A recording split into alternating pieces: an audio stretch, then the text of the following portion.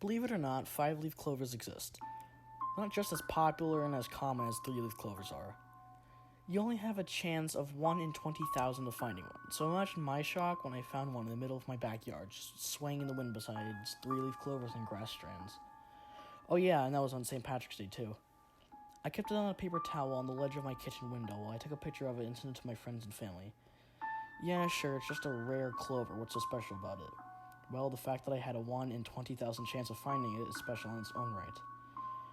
Oh, how I wish I wasn't the one fainted to get that 1 in 20,000 chance. After bragging about a plan for 20 minutes to my parents, sister, and friends, my girlfriend Maddie came over to spend the night. Later, after the sun was gone, Maddie and I were in the kitchen waiting for our DoorDash to arrive. So, this is what you were getting hard over earlier today? Maddie asked as she walked over to the clover. Sheesh, I wasn't that excited, I responded. When Maddie finished her 3-foot walk to the window, she picked up the clover and looked at it. I didn't even know these existed. Neither did I. Maddie then looked up and I guess saw something out the window in my backyard. After a few seconds of staring, I walked over and uncrossed my arms. What is it, an animal? Maddie didn't answer me. I, now curious, looked outside and saw what entranced my girlfriend. It was something small, like really small, with bright and beaming light green light coming from its eyes. It was very strange, to say the least. What the hell?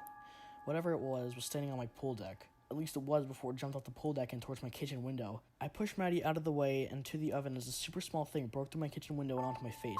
I fell to the ground since shards of glass hit my legs, not stabbing them though. The little creature wasn't even big enough to cover my whole face, but still scratched like an adult woman with sharp nails. It screamed loud and jumped to my nose, hurting it a lot. What the hell is this thing? After a few seconds of struggling, I managed to rip the little creature off my face and threw it as far as I could. I quickly stepped to see if Maddie's shocked face and glued eyes facing something on my dining room table. I turned and saw a leprechaun, like an actual leprechaun from like those children's stories. He was wearing a green suit and hat and sported a thick orange beard and was, well, really small. It growled and then screamed as it jumped towards me again. I ducked, making him land in the middle of the kitchen. I then kicked him. Maddie ran to my side. He fell into my sink and didn't jump or scream or even crawl out. I walked over and saw him, unconscious, lying in a bowl. I then turned around and saw the freakiest thing ever. Behind Maddie's concerned and scared face, I saw hundreds of leprechauns staring at me with those really bright light green eyes. They were on the table, the chairs, the wine cabinet, the ceiling light, the candles, everything in my dining room. Oh crap, I muttered. What? Maddie asked frantically. I quickly turned around and pulled a kitchen knife from the cabinet, but stopped when I heard manic screams and chairs being knocked over. I turned and saw the little men completely topple Maddie and run towards me. Just then, my front doorbell rang. The little men all stopped and turned their heads to the door like deer. It was silent. All of us looked at the door. It rang again. Sir, your food has arrived.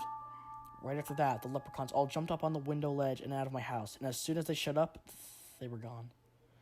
Maddie was unconscious and on the floor, bleeding from the head. The window was broken with shards everywhere. I know how this will look to the DoorDash driver. Crap, I can't keep stalling. I quickly stepped over Maddie's body and then sprinted to the door. I opened it a little bit, only to where the driver could see my body and nothing more. Hey, how are you? He asked as he handed me my checkers. I'm doing good, I responded. I took out a 5 in my pocket and handed it to him. Thanks, have a good night, he said as he turned around. You too, I responded. I shut the door and locked it, but still stood there, looking through the door like a criminal until I saw the car drive down my street. I dropped the food and ran back into the kitchen. There was a pool of blood under Maddie. I already knew she was dead. I stood there for a few minutes, mourning my girlfriend, until I realized that I had to do something. I pulled out my phone and dialed 911, telling the operator that my girlfriend is hurt. When the ambulance and the cops show up, Maddie's taken away unquestioned. The police officer clearly believes I did it. I mean, I would too. When everyone finally leaves, I head back inside and eat my cold food, saving Maddie's in the refrigerator. After I finish, I just sat on my counter, thinking, what now? I should have called my parents, my sister, Maddie's parents, anyone. Instead, I pulled out my phone and began writing this. And now, well, now I don't know what to do. The hell just made that noise? Wait a second. The leprechaun in the sink never left. Speaking of the leprechaun, the 5-leaf clover just swayed its way from above me onto my phone. Stupid 5-leaf clover I was bragging about earlier. Also on my phone is a small shadow with a pointy hat on the top. Hey guys, I just want to take this time to tell you that I started a second channel. It's just called Justin Terwilliger, which is my real name.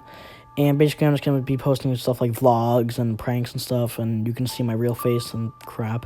So, yeah, I just want to let you guys know and to go subscribe. And thank you for watching tonight.